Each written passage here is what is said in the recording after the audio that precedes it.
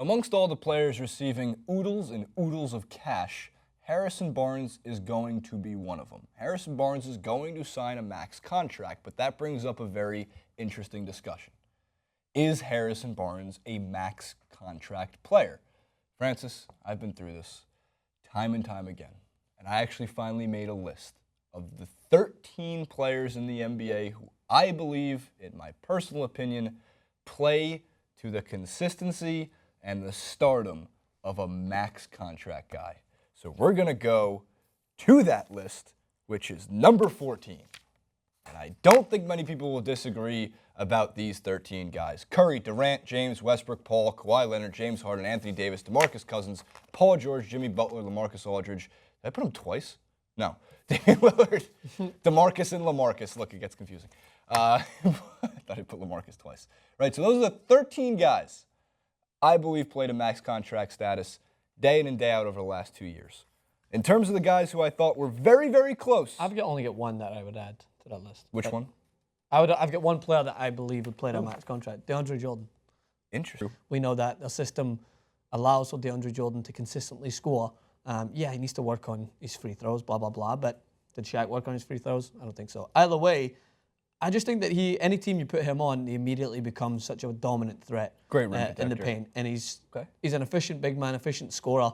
And I think he makes any team better. That's the only reason I would put him in there. But there could be a great argument to say that why he shouldn't either way. That would make 15 guys who deserve max contracts because he's so big. Yeah, you take up two places. The guys that just missed the list before we get into a lot about Harrison Barnes: Kyle Lowry, Kyrie Irving, John Wall, Draymond Green, Al Horford, Klay Thompson, Rondo, Blake Griffin. Close.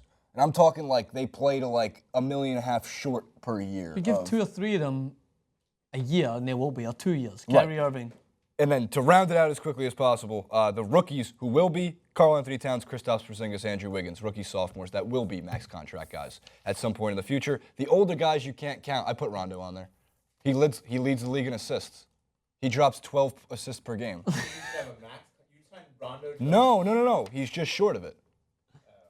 Just short of a max contract. I wish there was a camera that followed our replays. He's The face. Disgusted. Rajon Rondo. The reason Rondo's not a max contract guy is because Rondo can't do it himself. But you give Rondo any prolific scorer and a coach. Look. 57 and can't get along with his teammates. But according to many players on that Celtics team, Rondo's the most misunderstood player in the league. Take Rondo and Cousins and put him on literally any other team that is not as defunct as the Sacramento Kings. It's a playoff team. Okay, now, Francis, it's time to play a game. I have players A through D. Okay, one of which is Harrison Barnes, one of which is Kent Bazemore, one of which is Nicholas Batum, one of which is Evan Turner. Okay? I'm going to get Harrison Barnes. These are their stats from last season, all of which are free agents, some of which have already signed. So I have some of the numbers there, and I have to adjust one of them, but that's okay. Out of these players, which one is Harrison Barnes? Let's see. Why player C? Shooting? I'd say shooting. Field goal percentage is the highest. And I think that Harrison Barnes, when introduced in nearly every single game, minus Game 7 and Game 6, I think, against the Cleveland Cavaliers, it's very efficient when he comes off the bench. He got called for one series. Yeah, I think, let's put it down to a series. Let's not. It was an important series. But at the same time, no doubt, it was an important game, but again, it's so funny in basketball, it completely overlooks how important he was in certain games against OKC. And other games past that. But I think, am I right? Is it C? Well, we have to go back to the card. You have to guess who Nicholas Batum is. Duh. Player B. Oh. Am I right? Am I 2 for 2? Is Maxwell coming out? Go to the next card. Let's see it. Nailed it. All right, so I made this before, so the top 2 signing, okay, let me explain this way more clearly. Kent Bazemore is looking for $18 to $20 million per year. So that's why it has a little tilde, which means approximately. Nicholas Batum signed for $24 million per year. Evan Turner, I put approximately 14 to 17. I gave it a huge, it's $18.75 million per year. I was way off on Evan Turner. Harrison Barnes is going to sign for the exact same amount, if not more, than Nicholas Batum. I think $24 million is the max he can get. The whole point of this, though, is, go back to the card, Sorry, I need the card. It's important to me. Is the numbers aren't that different, and you're looking for specific. Batum is the most complete out of all of those guys. But is Batum $24 million? Can Nicholas Batum single-handedly change the outcome of your team? No. The answer is no. He doesn't even come close to a list of the top 25 players in the NBA, let alone the guys that really should be making max money. But that's how the system works, is if you can afford it, you'll pay for it. So the point of the reason why Harrison Barnes, look at the league we're in. His shooting percentages in a three-point shooting league trumps everybody. He has a decent amount of way to get his body in there as an athlete and a wing guy to grab close to 5 boards per game, which is right on par with Bazemore and Evan Turner. He doesn't pass that much, doesn't assist that much. That's probably the weakest part of his game. But he's also one of the youngest guys on that list. Every year he's gotten better. And everybody looks at like, oh my God, he shot himself out of a max contract. If DeMar DeRozan shot himself somehow into $145 million over the course of 5 years, then Harrison Barnes is going to shoot himself right into that same category. And that true shooting percentage takes into account one of my favorite, if not the only one I use in terms of advanced analytics, takes into account 2-point percentage, 3-point percentage, and your free throws. Yeah. So don't be jaded by the fact that he had a terrible NBA Finals when you put it, as you just put it, great regular season. Athlete, and he could play the wing as good as any other wing player in the NBA that's not a perennial all-star. And it's the reason why, Jason, that people will look and immediately put him forward as doesn't deserve a max contract is because of the product that he came from.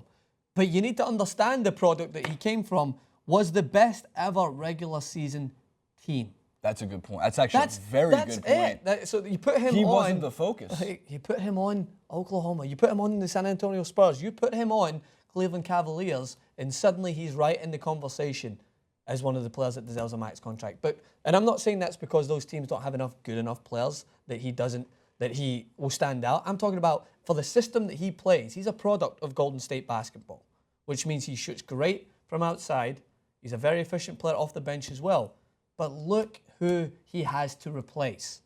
You could send Kareem Abdul-Jabbar back in shooting threes from the bench, and he's still not going to get the highlight because Klay Thompson and Steph Curry are two outside shooters. They're the splash brothers. Kareem with the goggles. A skyhook from three. With the skyhook from three, I feel like that, like a 30-footer with the...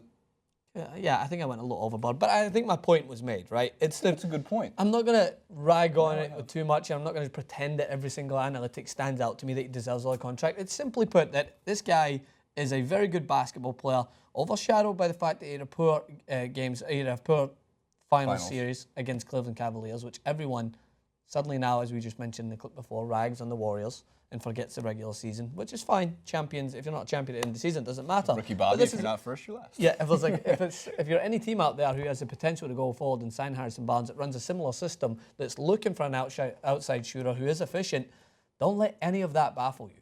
Simply put, you put that guy on any other team that doesn't run the same system as Golden State, that doesn't have two of the best three-point shooters that we probably will ever see in the game, then he stands out as a player that deserves a max contract. You sparked an NBA 2K what-if challenge. Hit me. The all-big man who can only shoot threes challenge. Who have we got? You can do DeMarcus, DeAndre Kristaps Jordan, Porzingis? Kristaps. Well, no, I mean only? Shaq. They can only shoot threes. Oh, I mean they can only shoot threes. Right. All right, so I get what you mean. So we get DeAndre, Shaq, Kareem, DeMarcus Cousins. We can have a blast with this. Dwight Howard. Oh my God. What a team. At least it should be the all 7-footers who are only allowed to shoot threes. All right. Yao Ming. Versus the all 5 big men floppers. I got Varejao. Then we got another team. Dwayne Wade, but we'll make him 6 inches taller in the game. We can see it. All right. It can pan out. I have to just clarify, in recap, there's a difference between who I think deserves and plays max contracts to who actually gets them. Tons of guys get max contracts, but do they deserve them? Comment below, at Francis_Maxwell, at JasonRubin91, and at TYT Sports on Twitter. We're on Watchable.com. You can check us out over there, along with all the other TYT Network shows, from Pop Trigger to Nerd Alert to the main show to the movie and TV review show. I always forget some of them.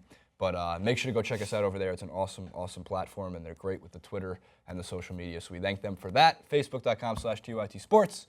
And we're close to 300,000 subscribers. Please send us your questions via Twitter, Facebook, Instagram, Snapchat, Tumblr. We don't have half of those. Pinterest. We'll see you next time.